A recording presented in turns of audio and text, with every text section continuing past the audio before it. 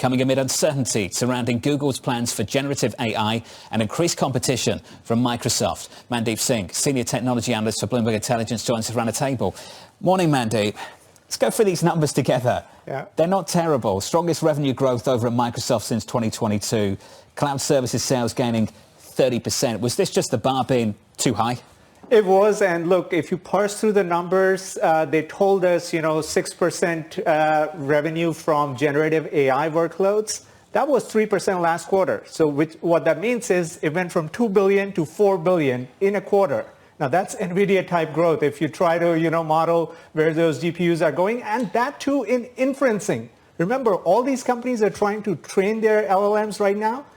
Microsoft has a stack where they are actually deploying this in AI agents, and this is all inferencing revenue. I think where they fell short of expectations was the Copilot side. That didn't drive upside in that productivity segment, but I think if this is any reflection, the trend is going to continue. So this is the AI assistant on your PC. How helpful is it?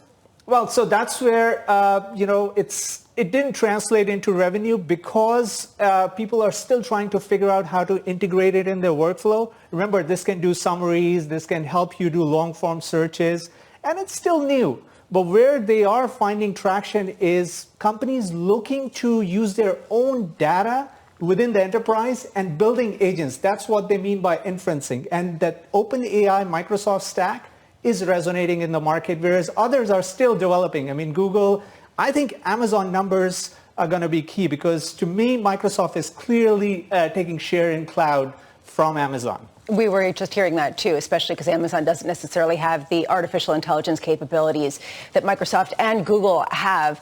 How do you gauge the fact that, yes, these numbers are completely solid, and yet people are responding badly to them? Does that mean that the market-based expectations are unrealistic? Or does it mean they've just been brought forward a year, 2 years, and things are just going to meander along in the meantime? I mean, look at what happened with NVIDIA last year, right? It traded at the premium multiple, and, they kept beating expectations. So in this case, I think, yes, Microsoft is trading at over 30 times PE. It's rich historically.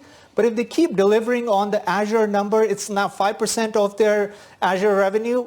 That keeps growing at this pace. I think they can maintain that premium multiple. There also is a question of layoffs and sort of how they're going to make their business more efficient. We heard about Google layoffs, and then this from the CFO of Microsoft, talking about the company pivoting to an AI-first workforce rather than hiring large numbers of new people to focus on the technology.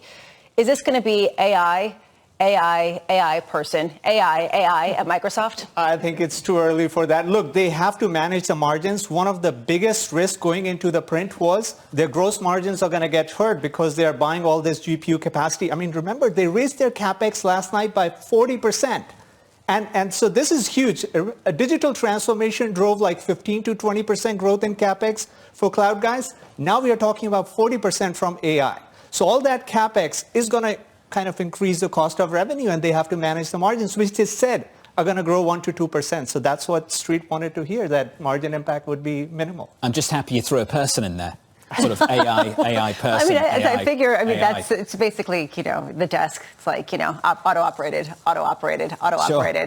Humans sitting there lonely. That's sort of the image. That world is, I think, 10 years away. I don't think... That's what it's I don't think going to it's look that like. soon.